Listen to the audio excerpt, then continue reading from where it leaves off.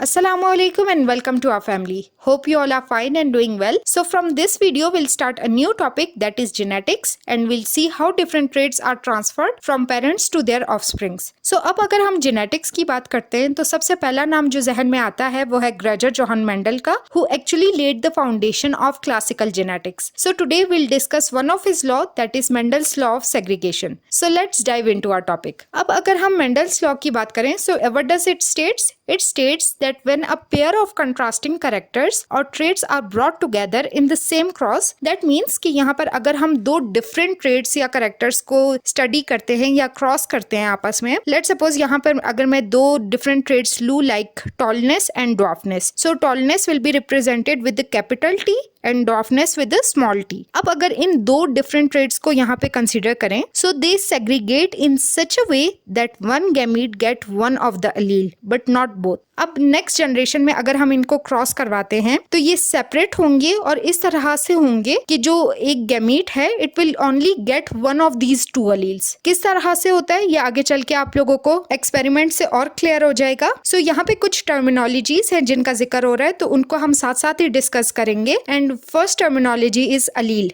What is allele? It is the alternative form of gene which are present on the same chromosomal locus. अब ये जो alleles हैं ये different characters को यहाँ पे control करते हैं. इस डायग्राम के थ्रू आप लोगों को और क्लियर हो जाएगा. अगर आप इस डायग्राम को देखें तो यहाँ पे एक सिमिलर क्रोमोसोमल लोकस पे यहाँ पे दो डिफरेंट कलर्स हैं. So the show two different alleles जो कि सेम ट्रेट को यहाँ पे कंट्रोल कर रही हैं. फॉर एग्जाम्पल अगर मैं यहाँ पे सेम टॉलनेस और ड्वार्फनेस की एग्जाम्पल लेती हूँ, so over here we have capital T, then we have small t, and again इस क्रोमोसोम पे भी we have small t and then we have capital T. So this show heterozygous condition. Heterozygous किस तरह से, यहाँ पे two different alleles present हैं of two different traits जो कि आपस में contrasting traits हैं. Second अगर यहाँ पर हम देखें, so we have two similar alleles. यहाँ पे सेम कलर शो कर रहा है capital T and capital T. ये शो कर रहा है होमोजाइगस कंडीशन को. दैट मीन्स कि यहाँ पे जो दो अलील हैं एक ही क्रोमोसोमल लोकेशन पे वो एक ही ट्रेट को कंट्रोल करें. That's why it is homologous. Second again we have small T and then again we have small T on the other sister chromatid as well. सो अब यहाँ पर एक्सपेरिमेंट की बात कर लेते हैं. अब ये जो स्टेटमेंट थी, मेंडल ने इस स्टेटमेंट को फर्दर सपोर्ट करने के लिए इस आइडिया को उसने ये एक्सपेरिमेंट परफॉर्म किया having monohybrid cross. Now what is monohybrid cross? So it is a cross involving one trait और कैरेक्टर एट अ टाइम. किस तरह से, अगर मैं इसी एक्सपेरिमेंट की बात कर लेती हूँ, सो इसने इस एक्सपेरिमेंट में एक जो ट्रेट लिया वो था राउंड सीड्स और उसी का एक कंट्रास्टिंग ट्रेट था रिंकल्ड सीड. अगर मैं इसको फर्दर आप लोगों को ईजी करने के लिए कोई और एग्जाम्पल दूं, सो जैसे कि मैंने एक एग्जाम्पल ली थी टॉलनेस और ड्वार्फनेस की. यहाँ पे अगर आप देखें, so we have a single trait. यहाँ पे हम किसी और चीज को, हम कलर को नहीं कंसीडर कर रहे हैं, हम जो है ना बाकी कोई और करेक्टर या कोई और जीन नहीं ले रहे हैं या कोई और हम जो है अलील नहीं चेक कर रहे हैं, हम सिर्फ सिंगल अलील देख रहे हैं, आइदर टॉलनेस और dwarfness. Again over here we have single cross that is round seed और wrinkled seed. Round seed capital R R से रिप्रेजेंट कर रहे हैं and wrinkled seed is represented by small R R. Okay, so अगर आप इस experiment में देखें, सो यहाँ पे जो क्रॉस है ओवर हियर वी हैव जो पेरेंट्स हैं वो है राउंड एंड रिंकल्ड सीड्स. अब यहाँ पे जो फर्स्ट जनरेशन होगी दैट इज F1 जनरेशन, उसमें यहाँ पे जो अलील आएंगे वो किस तरह से आएंगे? We will have one allele from father and one allele from mother. So over here we will have capital R and small r. Second again we will have capital R and small r. So this is the first generation. अब इस generation से क्या पता चला? All the seeds were round. So that means कि यहाँ पे ये कौन सा करेक्टर डोमिनेंट है? That is the round one. यहाँ पे जो roundness है वो dominant character है while wrinkleness is the recessive trait. So the result was, although the F1 generation had heterozygous condition but still all the plants were round. अब इस F1 generation की self fertilization करवाई गई. So what was the result of this self fertilization? So मिलके अब ये chart बनाते हैं हम. फर्स्ट हम यहाँ पे मेल को कंसीडर कर लेते हैं. So over here we have capital R and then over here we have small r. अब अगर second plant को consider करें, so we will have capital R and then we will have small r, right? अब यहाँ पे किस तरह से ये चार्ट बनेगा?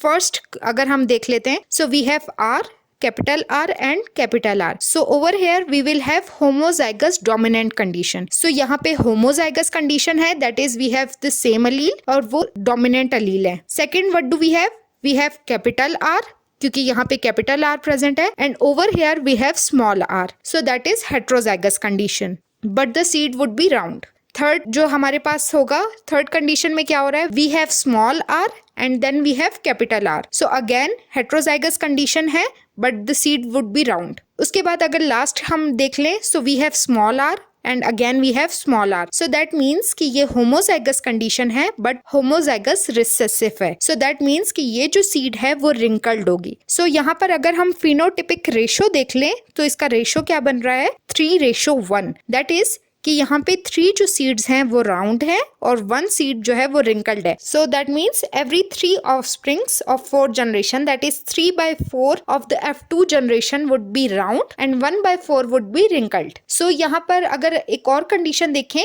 there were no intermediate forms, so that means कि यहाँ पे either they were round और wrinkled, यहाँ पे कोई और थर्ड कंडीशन प्रेजेंट नहीं थी। सो राउंड कितने प्लांट्स हुए यहाँ पर 3 और यहाँ पे 1 wrinkled पी प्रेजेंट होगा, right. So that is the overall results. अब इसको फर्दर क्लैरिफाई करने के लिए और अपने इस रिजल्ट को फर्दर यहाँ पे सपोर्ट करने के लिए Mendel performed another test cross. So what is a test cross? It is the crossing of an organism with an unknown genotype to a homozygous recessive organism that is a tester. Like अब यहाँ पर हमें पता नहीं है कि ये homozygous condition थी F1 जनरेशन में कि नहीं। ये इसको प्रूफ करने के लिए कि वाकई ये homozygous condition थी, मेंडल ने यहाँ पे एक homozygous recessive organism जिसको एज अ टेस्टर यूज किया, उसके साथ क्रॉस करवाया F1 जनरेशन को। So that means कि यहाँ पे क्या होगा कि जब F1 जनरेशन एक homozygous recessive ऑर्गेनिज्म के साथ क्रॉस करेगी, so result would be clear कि यहाँ पर अगर रिंकल्ड सीड्स आ रही हैं, सो दैट मीन्स जो एक्सपेरिमेंट मेंडल ने परफॉर्म किया था वो सही था और जो उसकी स्टेटमेंट है वो करेक्ट है। बट अगर इसके कॉन्ट्राडिक्ट जितनी भी नेक्स्ट जनरेशन होती है वो अगर राउंड होती है, सो दैट मीन्स कि जो एक्सपेरिमेंट था वो फेल हो गया। सो अपने एक्सपेरिमेंट को फर्दर कंफर्म करने के लिए उसने टेस्ट क्रॉस किया, सो दैट मीन्स कि यहाँ पे क्या होगा, उसने क्रॉस किया between the F1 generation and the tester. अब अगर हम यहाँ पे देखें, सो 2 ही केसेस हो सकते हैं, राइट। या तो जो फर्स्ट जनरेशन थी वो होमोजाइगस थी, that would be case 1, so that means कि वहां पे कैपिटल आर थे, इस वजह से जो वो सीड थी वो राउंड थी, राइट। सेकेंड कंडीशन क्या होगी कि वाकई में जो जनरेशन थी वो हेट्रोजाइगस थी, सो दैट मीन्स कि यहाँ पे जो राउंडनेस है वो एक डोमिनेंट करेक्टर था और जो रिंकलनेस है वो एक रिसेसिव करेक्टर है या रिसेसिव ट्रेट है, और इस वजह से यहाँ पे हेट्रोजाइगस कंडीशन में हमारे पास जो रिजल्ट आए वो राउंड थे, राइट। यही 2 कंडीशंस हो सकती हैं, either they would be homozygous और हेट्रोजाइगस। सो दोनों कंडीशंस को देख लेते हैं, दोनों केसेस को अगर हम देखें, so if both the seeds were round, so that means कि यहाँ पे जब हम नेक्स्ट जनरेशन में देखते हैं, we would have capital R and capital R, and then from this one we would have wrinkled seed, we would have small r and small r. This one is the tester over here. यहाँ पे जो दोनों wrinkleness है वो as a tester use हो रहे। So over here we would have round seed. किस तरह से राउंड होगी? So we would have capital R and over here we would have small are, so that means कि जो जितने भी सीड्स होंगे वो राउंड होंगे, राइट। बट इसके कॉन्ट्राडिक्ट अगर हम सेकंड केस देखते हैं, where the seed is heterozygous, जो कि F1 जनरेशन थी एक्सपेरिमेंट में, और सेकंड हमने अगेन टेस्टर ही यूज किया है, so tester would be wrinkled seed और यहाँ पे वो होमोजाइगस रिसेसिव कंडीशन है और again we have heterozygous but round seed. अब यहाँ पर क्या हो रहा है कि अगर हम यहाँ पे कंडीशन को देखते हैं, so we have capital R and small are and again we have 2 small r, right. अब यहाँ पर अगर कंडीशन देखें, so we would have half round seeds while other half would be wrinkled seeds. So that means कि यहाँ पे half जो seeds हैं, 2 seeds would be round and the other half would be wrinkled. So what does this mean? This means that the tested phenotypically dominant individual is heterozygous, जो कि support कर रही है मेंडल्स लॉ ऑफ सेग्रीगेशन को। So that's it for today.